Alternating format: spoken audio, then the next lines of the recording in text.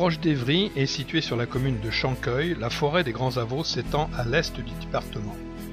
Elle se compose de deux ensembles distincts.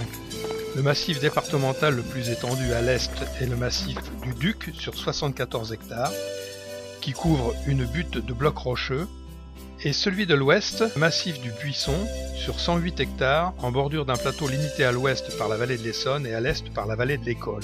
Les terrets qui se trouvent de 80 à 140 mètres d'altitude datent de l'ère tertiaire. Ce sont des sables et grès de Fontainebleau, ainsi que du calcaire de Beauce. Les espaces naturels sont variés.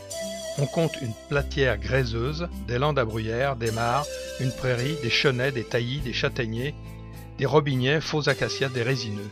Elle abrite une flore rare et une faune digne d'intérêt. Cette forêt est classée dans le réseau Natura 2000.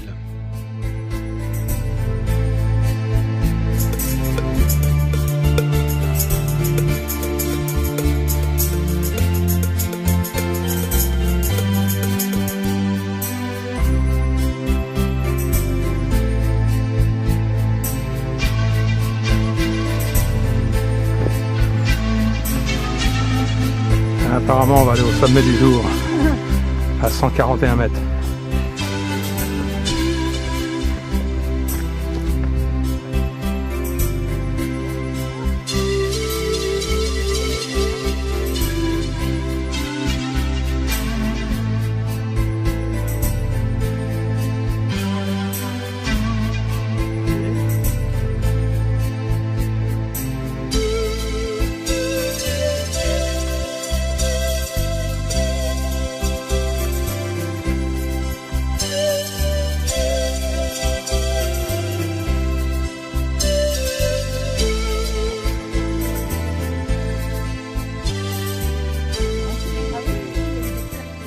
Voilà la tour du Buisson.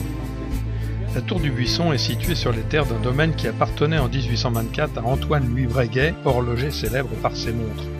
En 1847, la fille de ce dernier épouse le docteur Lyonnais, passionné d'astronomie. Cette tour a vraisemblablement été construite pour servir d'observatoire.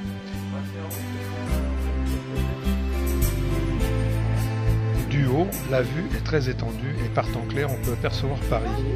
A noter que la famille Breguet collabora étroitement à l'invention du télégraphe à cadran. L'Essonne abrite avec la Seine-et-Marne les seules platières gréseuses de la région parisienne. Celle du massif des Grands Avaux est l'une des plus remarquables. Milieux originaux, les platières correspondent à de petits plateaux dont le sommet est occupé par des bancs de grès épais et imperméables.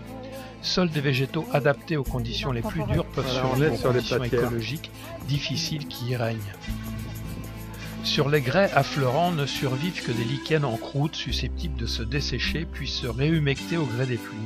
Si une mince couche de sable existe, elle permet le développement de petites plantes pionnières, orpins, renoncules, crassules, capables de supporter la sécheresse du sol ou son engorgement temporaire en eau. Ce sont ces plantes, dont certaines sont protégées en Île-de-France, qui font la célébrité de Chanqueuil auprès des botanistes depuis le XIXe siècle. Ah oui.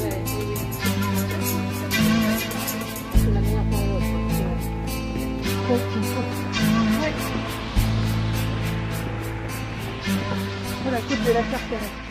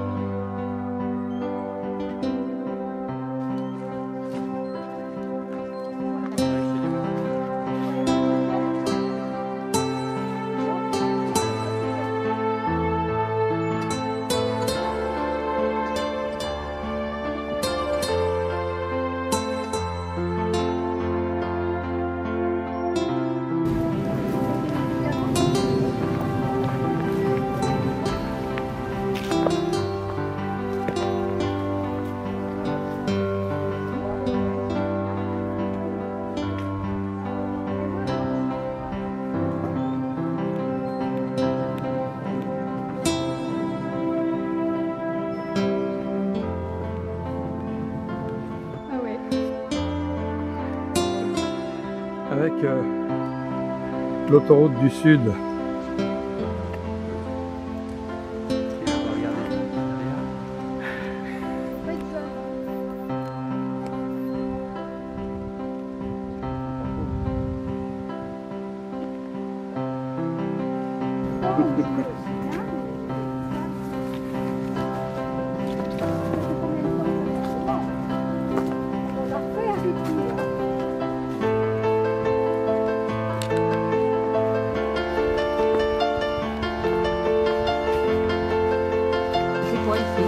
C'est la forêt des Grands Sabots. Ouais,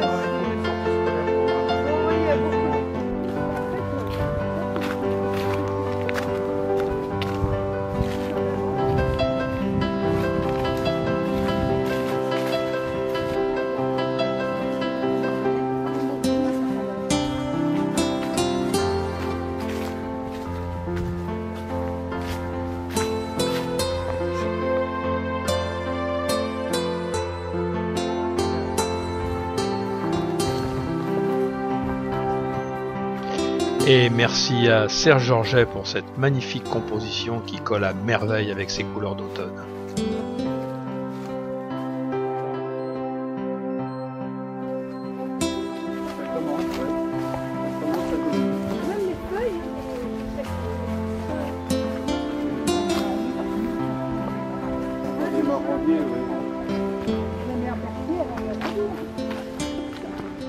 Et si vous voulez bien, on va rester discret car la forêt est propice aux amours.